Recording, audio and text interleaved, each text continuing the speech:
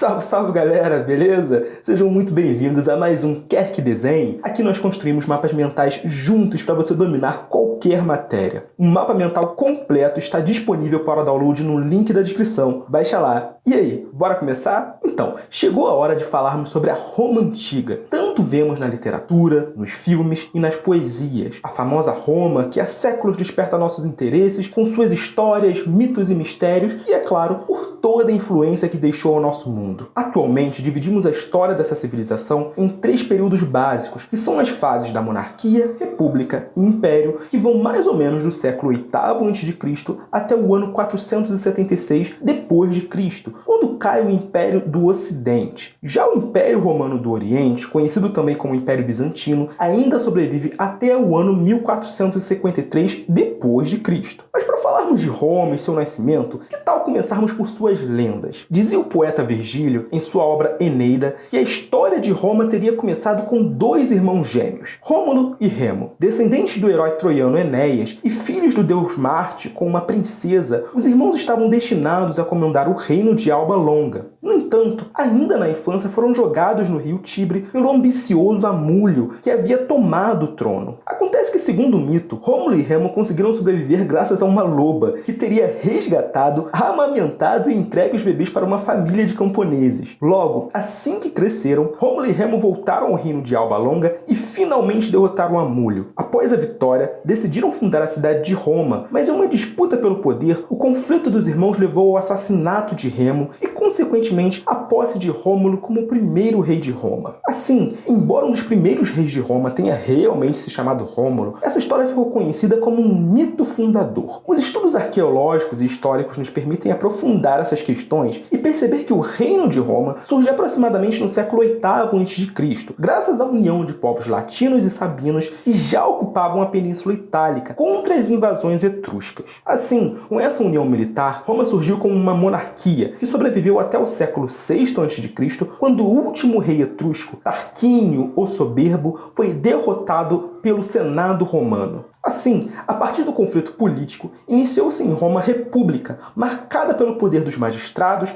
e principalmente do Senado. Nesse período, conhecemos a fase de maior crescimento da civilização romana. Não só suas fronteiras se ampliaram, conquistando novas terras, como sua população cresceu e a sociedade se tornou mais complexa. Os principais grupos desse período foram os patrícios, os plebeus e os escravizados. O primeiro grupo era formado pela elite da sociedade romana, aqueles que descendiam diretamente dos primeiros clãs de pastores da região e por isso eram os grandes detentores de terra. Com esse poder, os patrícios governaram Roma durante anos e por muito tempo formaram sozinhos o Senado e as magistraturas, além de manterem muitos escravos e clientes. Abaixo dos patrícios estavam os plebeus, que eram homens livres, mas inicialmente sem direito à cidadania. Os plebeus atuavam principalmente no comércio e no artesanato, apesar de alguns possuírem pequenas terras. Graças à sua importância para a sociedade romana, foi o grupo que promoveu as principais manifestações sociais durante a República, sempre questionando os privilégios patrícios e exigindo mudanças. Logo, mais ou menos entre 449 e 287 a.C.,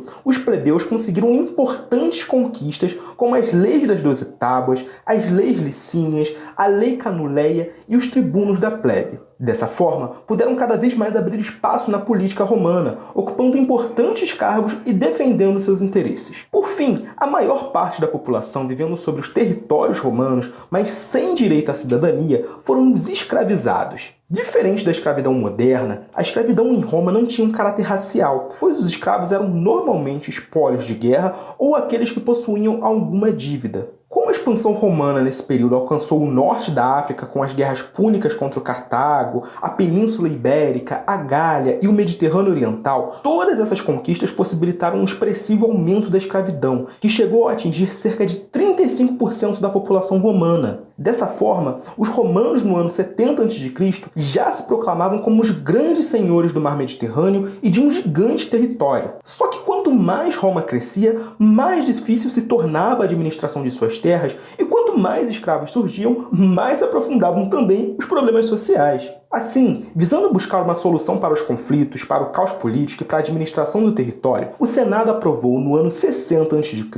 a criação de um triunvirato, formado por 3 militares, Pompeu, Crasso e o famoso Júlio César. Este, que ficou conhecido como o primeiro triunvirato, não resolveu os problemas e ainda aprofundou o caos político, com mortais conflitos entre os novos líderes e a centralização dos poderes nas mãos de César. Após sua morte, essa situação ainda se repetiria com o segundo triunvirato, dessa vez formado por Otávio Augusto, Lépido e Aurélio. No entanto, o segundo triunvirato, apesar de ter centralizado mais uma vez o poder, agora com Otávio Augusto, terminou justamente com o fim da República e o nascimento do Império Romano. Visto isso, foi com a centralização do poder e o enfraquecimento do Senado que Otávio Augusto se tornou, no ano 27 a.C., o primeiro imperador de Roma. O Império ainda se esforçou para acalmar os problemas políticos, sociais e administrativos, com políticas como a de pão e circo, garantindo alimento e diversão para o povo, e esperavam evitar as revoltas. Mas nada disso foi capaz de frear a decadência de Roma. Nesse período, muitos imperadores acabaram assassinados por tramas políticas,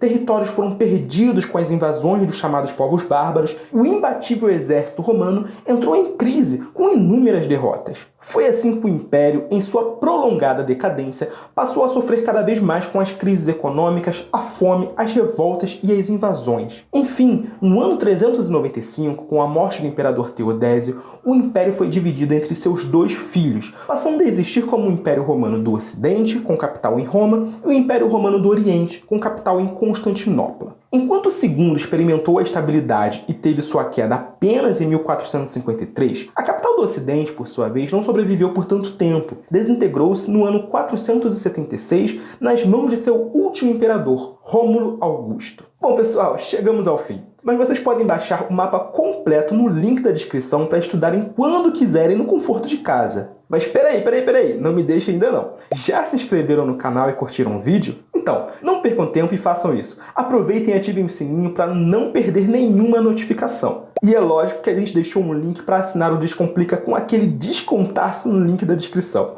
É isso, galera. Valeu. Até a próxima.